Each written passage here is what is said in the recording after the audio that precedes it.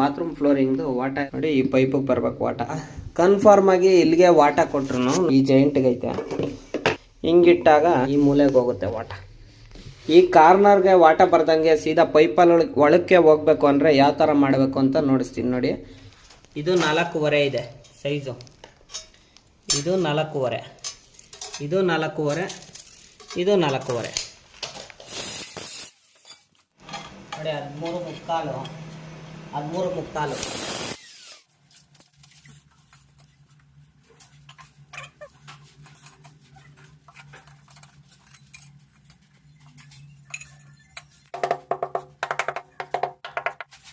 ಇದು ಚೌಕಟ್ಟಾಗಿ 4 ಸೈಡು ಹಿಂಗೆ ಕಟ್ ಮಾಡ್ಕೊಂಡಿದ್ದೀವಿ.